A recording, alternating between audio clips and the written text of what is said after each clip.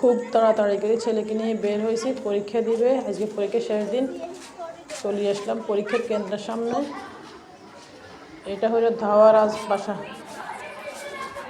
এদের এদিকে ক্লাস হচ্ছে, এরা এদিকে ঢুকবে, আমি যাবার একটু সামনে। বিশাল এলাকা, অনেক বড় স্কুল। এখানে হাই স্কুল, প্রাইমারি স্কুল, কারিগরি স্কুল সবই আছে।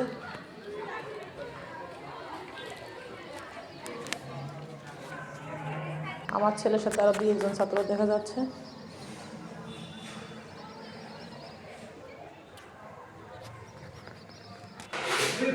স্কুলটা অনেক পরিচ্ছন্ন, জুতা নিয়ে যাওয়া যাবে না, জুতা খুলে রেখে যেতে হবে।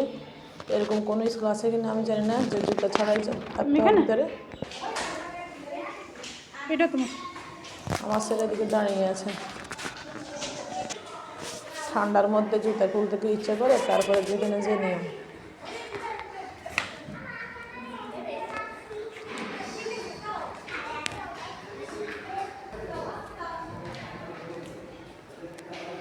আমরা বাঙালিরা তো আসলে পরিচ্ছন্ন থাকতে অভ্যস্ত না, জুতা খুলতে মনে নেই, খুলে ফেললাম।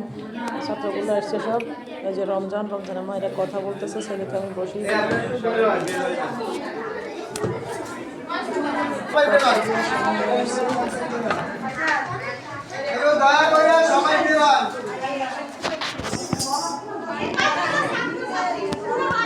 সবাইকে বের করে দিলাম, আমরা বের হয়ে গেলাম। আমি চলে যাচ্ছি, একটু ঘুরে ঘুরে সাইডদিকে দেখবো, 1:30টা বাজে পরীক্ষা শেষ হবে, তারপর ছেলেকে নিয়ে যাবো।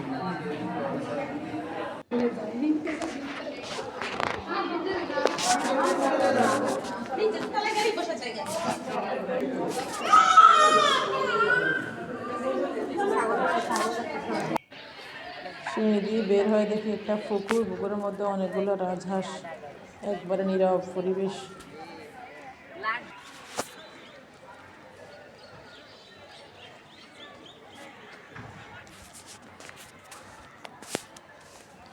ওরে আল্লাহ, স্কুলের ভিতরে ছাত্ররা পরীক্ষা দিচ্ছে আর এখানে ছাগলের ঘাস খাচ্ছে।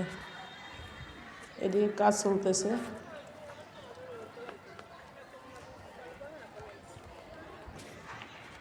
হাঁসের মনে হয় শীত নেই, শহীদ মিনার। আমি একাই আছি, একাই হাঁটতেছি, সাথে আর কেউ নাই।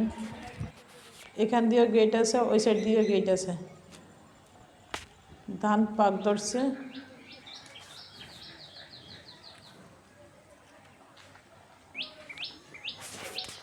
আল্লাহ, গাছটা অনেক মোটা, মনে হয় যেন একটা মানুষ ভিতরে ঢুকলে থাকতে পারবে।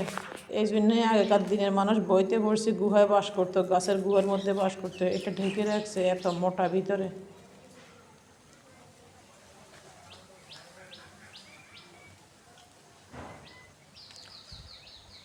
সাইড দিকে একা একা একটু ঘুরে ঘুরে দেখতেছি। 1:30টা বেজে গেছে, ছেলেকে নিয়ে বাসায় চলে যাবো। সবাই ভালো থাকবেন, আল্লাহ হাফেজ।